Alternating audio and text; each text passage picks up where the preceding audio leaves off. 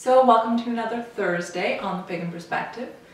I'm Yeka, and this week we have been talking about our families and raising our children pagan.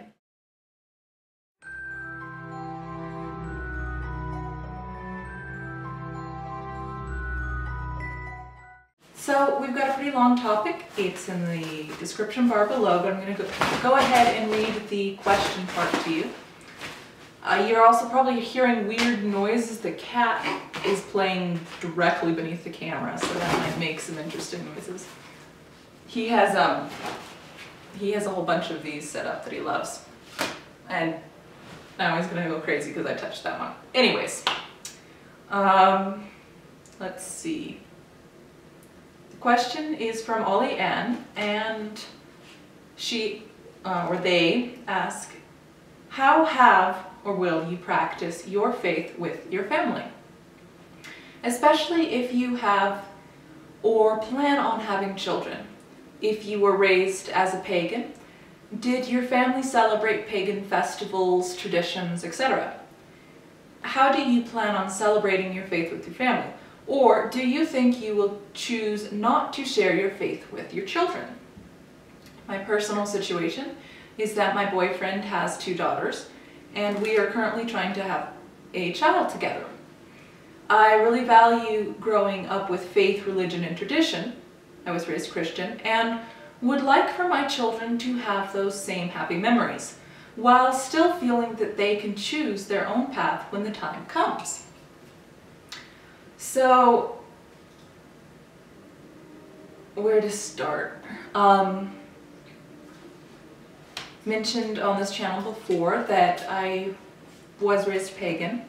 That is not really the term that was used, but reflecting on the practices and beliefs that I was brought up with, I think that is the most appropriate term to talk about it. And in my family, well, first off, my mother was a Christian. She died when I was about 10, so the older children got a lot more time and a lot more influence from her. And well, a lot of me came from her, but a lot of more my world views and a lot of practices, the ones that I'm more conscious of, that I have more memories of, really come from my father. So depending on what age group, I come from a pretty big family, that the children are from, you'll see, we'll probably report different things too about how we were raised, because we were raised differently. I mean, there's 12 years between, I'm the youngest, and my oldest sibling. So anyways, we did celebrate the kind of traditional holidays that most of the country is celebrating, the Halloween, Christmas, Thanksgiving, 4th of July, whatever other random ones are in there. Let's see, Valentine's Day, I don't know. But we were always, at least I was, and my father and my closest brother, very aware of the seasons. And in a lot of ways, looking back on that, although we didn't technically celebrate the solstice, actually the solstice is sort of the exception, but we weren't really celebrating the equinoxes or celebrating the holidays as we think of them now when we talk about the wheel of the year. There were things that we were always very aware of about it. I remember we would change the layout of our living room as the seasons happened because of the way that our windows were. I didn't really realize this at the time, but in retrospect, the sun would have been in your eyes, so we changed it.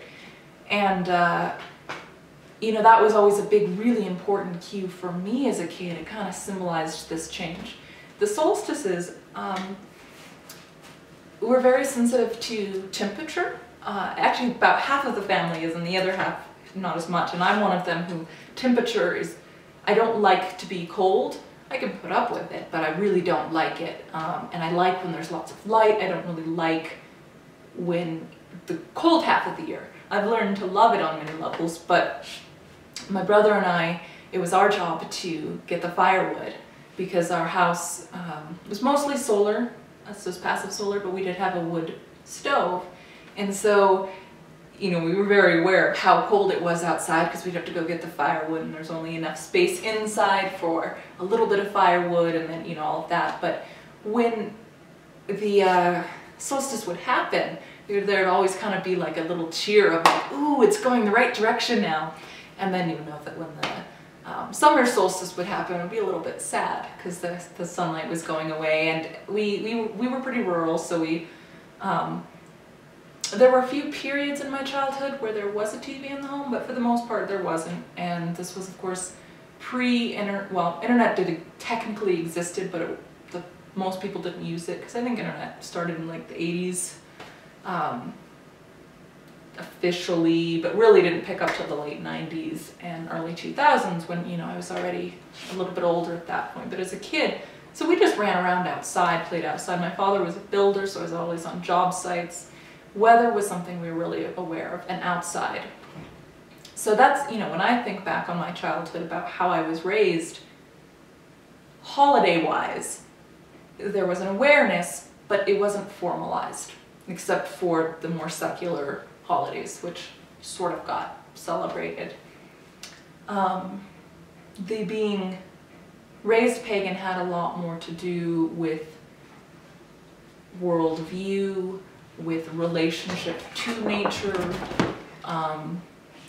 with the practices in terms of awareness of personal energy and how one is relating with, you know, what you're sending out into the world. And you know, that's actually a topic for another video. I think I'm already making this video pretty long. But that was my family that I was born into, and my chosen family. My partner and I, my partner, who I actually wanted to be on this video but is working right now and probably a little bit happier for it, who grudgingly agreed to, but generally would consider himself agnostic and kind of goes along with whatever I do to the house or whatever kind of celebrations I want to do. But children are definitely a bigger family, is something that we definitely want. And I think that at least what we've talked about is having tradition is important. The word faith was used in the topic quite a bit, and that isn't actually a framework that we use. Faith for me conjures up much more of a sensation, or much more of an idea, more relevant to the Abrahamic religions, because faith has to do with the belief in something. And although I do very much have belief, my practice, my spirituality has more to do with the experience and the doing and what I actually practice. And that's why I like to call it a practice, and less with what I believe in terms of, you know, I don't believe in a deity. I don't have faith in an afterlife or in reincarnation or anything like that. So anyways, I think that we would probably celebrate the Wheel of the Year and wouldn't raise our children to believe in a god or a deity or anything like that. I believe it's important to be open to them getting to experience the things that their friends will experience, because I'm sure they'll have Christian friends, I'm sure they'll have Jewish friends, or that, I mean, that's what I grew up with. I went to a lot of bar mitzvahs, I went to a lot of bat mitzvahs and Hanukkah and a lot of, and then, you know, I had some friends who actually were New Agey, I don't know what I would even call them, but I went to a lot of different celebrations as a kid and was told to be open-minded about it. Whether I always took that to heart or not is another question. But I was a very skeptical child and very skeptical adult too, actually. But I try and be open-minded about it, and I would like that for that to be something that my children would have. one thing that I think is a wonderful resource, if you guys,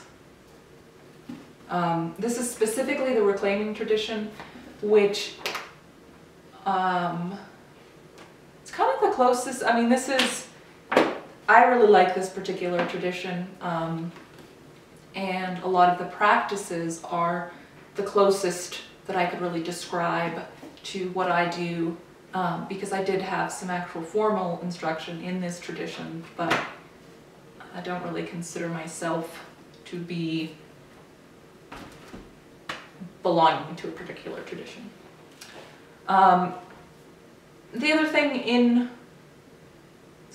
my family, okay, so children are in the future, but in terms of how we practice or in our everyday life, actually these videos play a really big role for us, for my partner and I, because, you know, we get the topics every month and I'm always excited about it, and I talk about what they are with him, and you know, he shares his opinion and what he thinks, and we actually have really good discussions around them. And then we just deal with everyday life that comes up, you know. Because as I've said many times, for me it's not about this separation between sacred and mundane. Mundane is sacred.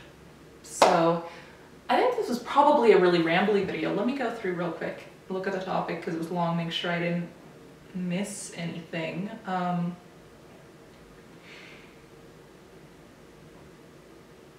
mean, other than good luck.